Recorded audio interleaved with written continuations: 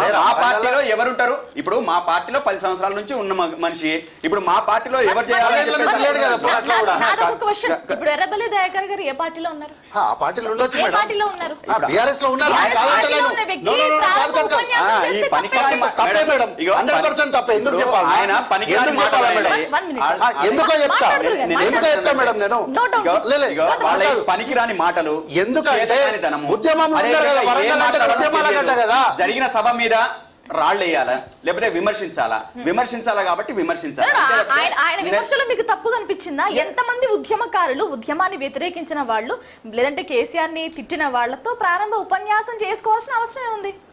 అక్కడ ఆయన ఇన్ఛార్జ్ గా ఉన్న మనిషి, అదే విధంగా అక్కడ జిల్లా అధ్యక్షుడు ఉన్నారు, అదే విధంగా తను ఇన్ఛార్జ్ గా ఉన్నాడు. ఆ ఇన్ఛార్జ్ పర్సన్ తో తను అనౌన్స్ చేయించుకున్నాడు. దాంట్లో తప్పే ఉందండి. ఇప్పుడు అక్కడ ఎవరైతే ఇన్ఛార్జ్ గా ఉంటారో అదంతా జనరల్ గా చేసే పని తనని స్వాగతోపన్యాసం చేయించిండ్రు.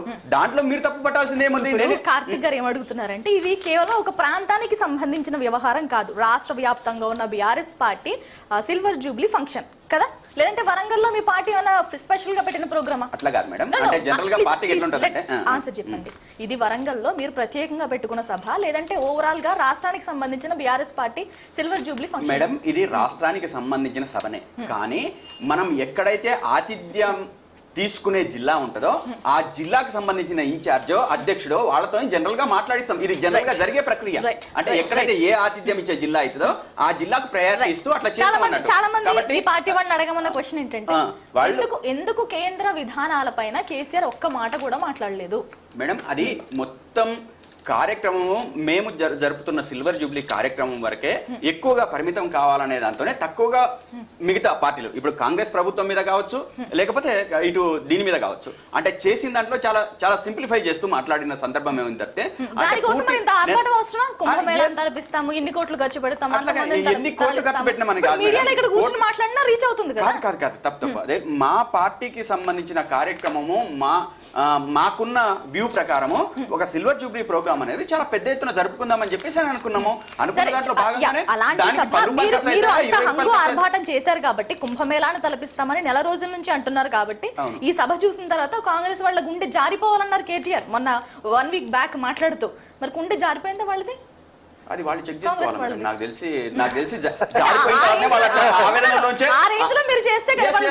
మేడం వాళ్ళు ఏంటంటే మేకపోతు గాంభీర్యం ప్రదర్శిస్తున్నారు. వాస్తవంగా ఏం జరిగింది, ఆ జరిగిన దాన్ని ఎట్లా రిసీవ్ చేసుకోవాలన్న అర్థం కాని పరిస్థితులలో ఆ జారిపోయిన గుండెని సరి చేసుకోవడానికి ప్రయత్నం చేస్తున్న వాళ్ళు ఆ మేకపోతు గాంభీర్యంలోంచి ఇష్టం వచ్చినట్టు మాట్లాడాలి జరుగుతున్నాయి తప్పితే దాంట్లో వేరే కొత్తదేం లేదు. వాళ్లకు విమర్శించటము అనేది ఇష్టం లేదు. అదే విధంగా వాళ్ళ నాయకుడి పేరు ప్రస్తావించకపోవడం అనేది ఇష్టం లేదు. అదే విధంగా ఏ కార్యక్రమం తీసుకున్నా ఇగో ఇది మాత్రమే మాట్లాడిండు, అంతా అది మాట్లాడి ఇది మాట్లాడి అని చెప్పేసి మాట్లాడుతున్న పరిస్థితి. అంటే ఏదైనా వాళ్ళు వ్యతిరేకంగా మాట్లాడాలనుకున్నారు, విమర్శించాలనుకున్నారు, విమర్శించిన దాంట్లో భాగంగానే వాళ్ళు ముందుకెళ్లాలనుకుంటున్నారు. దానికి తప్పి మిగతా వాళ్ళ దగ్గర ఏమీ లేదు సబ్జెక్ట్. ఆ సబ్జెక్ట్ దాంట్లో నుంచి రకరకాల విషయాలన్నీ తీసుకొస్తారు. గతంలో అట్లా జరగలేదా, గతంలో ఇట్లా జరగలేదా, ఇది జరగలేదు ఇదే. ఇక్కడ మా పార్టీకి సంబంధించిన ప్యూర్ కార్యక్రమాన్ని మేము సమీక్షించుకుంటున్నప్పుడు మాట్లాడుకుంటున్నప్పుడు ఆ మాట్లాడుకుంటున్న దాంట్లో కొన్ని ఎక్కువ శాతం మా పార్టీకి సంబంధించిన విషయాలు మాట్లాడుతూ అదేవిధంగా ఇప్పుడు మనం 10 ఏళ్ల కాలంలో మనం ఏం చేసినామో అదేవిధంగా ఇప్పుడు ప్రభుత్వం వచ్చిన తర్వాత ఏం చేసిందని చెప్పేసి చెప్పుకోవాల్సిన బాధ్యత ఉంది కాబట్టి అంతవరకే పరిమితమైనాం. అంటే కంప్లీట్ గా దీంట్లో అంటే ఒక రాజకీయ సభగా ఏర్పడి మొత్తం ప్రతిపక్షాల మీద దాడి చేయాలా లేదా కాంగ్రెస్ ప్రభుత్వం మన సెంట్రల్లో ఉన్న బీజేపీ ప్రభుత్వం మీద దాడి చేయాలని అని అనుకోలేదు. అనుకోకుండానే ఒక పార్టీ తీర్మానంగానే కగారు మీద ఒక స్పెషల్ గా మీరు అనుకోకపోయిండొచ్చు కానీ ఎలా మెసేజ్ వెళ్తుందని ఆలోచించుకోలేదా? ఇప్పుడు ఎలా వెళ్ళిందంటే బీజేపీ పార్టీతో కలిసి పని చేయాలనుకుంటుంది బీఆర్ఎస్. మేడం అది తప్పు. మేము ఎక్కడా కూడా బీజేపీతో కలిసి వెళ్ళాలనే ఆలోచన గానీ అదే విధంగా అడుగులు గానీ మాకు లేవు. మేము సింగిల్ పార్టీగానే రేపు వెళ్తాము ఎలక్షన్స్ కి, అంతే తప్ప బీజేపీతో కలవడానికి గానీ కలిసే ఒక చర్చ గానీ అటువంటి ఆలోచన లేదు. అదే విధంగా మా ఎజెండా మాకు వాళ్లకు సరిపోదు. ఎందుకంటే వాళ్ళు కంప్లీట్ గా ఒకవైపు ఉన్నారు.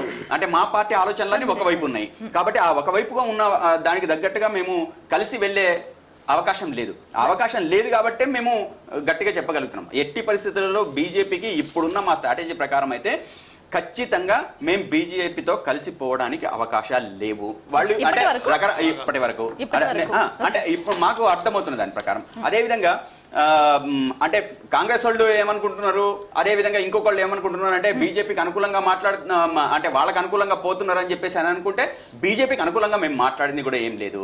మేము క్లియర్ కట్ గా మేము చెప్తున్నాం ఏంటంటే రేపు తెలంగాణ రాష్ట్రంలో బీఆర్ఎస్ పార్టీ ఒంటరిగానే పోతుంది, ఒంటరిగానే నిలబడుతుంది. రాజకీయాల్లో ఎప్పుడు ఏం జరుగుతుంది, ఎవరితో పొత్తు పెట్టుకుంటారు, వి కాంట్ ఎక్స్పెక్ట్ కదా.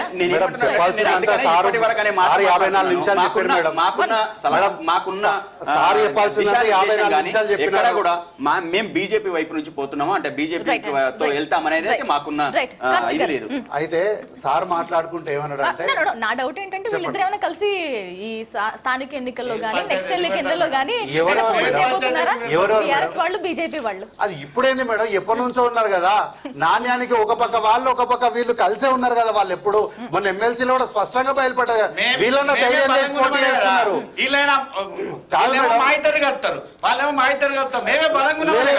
కాదు, వీళ్ళన్న ధైర్యం చేసి గెలుపడటమో వీళ్ళన్న పోటీ చేస్తున్నారు. వాళ్ళైతే మరీ దారుణంగా ఆత్మాహుతి దాడులు చేసుకుంటున్నారు కదా మేడం. అదే తప్ప అంటున్నా. ఇప్పటి వరకు నేను సైలెంట్ గా ఉన్నాను, బయటకు వస్తా పోరాడతాను నిన్నే అనౌన్స్ చేశారు కదా. పోయిన సంవత్సరం కూడా బడ్జెట్ సమావేశంలో అదే అన్నారు మేడం. పొద్దున్నే లేచి అందరు ఆర్మోర్లు వేసుకొని వచ్చారు, కత్తులు కట్టర్లు పిస్తాలు పెట్టుకొని వచ్చారు. అమ్మో ఏమైతుందో అని. నిజంగా మేడం నేను చాలా ఎక్స్పెక్ట్ చేసినా, మీరు నమ్మరు. ఆ బుక్ తీసుకొని వస్తే మళ్ళీ ఇప్పటికిప్పుడు కొనుక్కొచ్చినా అని నా మీద కామెంట్ చేస్తాను. బుక్ తీసుకురాలే. మార్నింగ్ వేరే ఛానల్ తో మాట్లాడు అన్నారే, నాకు ప్యానెల్లో ఉన్నారు అడగండి. నేను కొత్త బుక్ తెచ్చి పెట్టుకున్నా, ఏమీ లేదు అసలు రాసుకుందాం అంటే.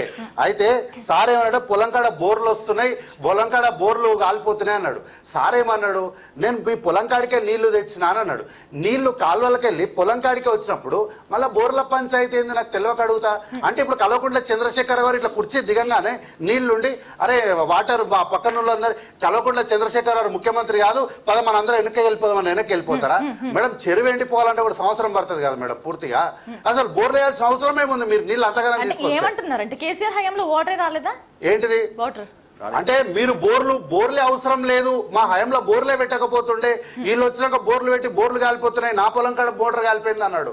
అంటే మీరు చెప్పొచ్చు మేడం, ఆరోపణ చేయొచ్చు, కానీ దొరికిందే తడవుగా కాంగ్రెస్ పార్టీ మీద గుల్కరాలతో కొడితేనన్నా తీసుకుంటాం. ఒకటేసారి బండరా ఎత్తేస్తే మేమెందుకు తీసుకుంటాం? తప్పులు మీరు చేసి పాపాలు మీరు చేసి దాన్ని కాంగ్రెస్ పార్టీకి ఆపాదిస్తే దానికి మేమేం చేస్తాం?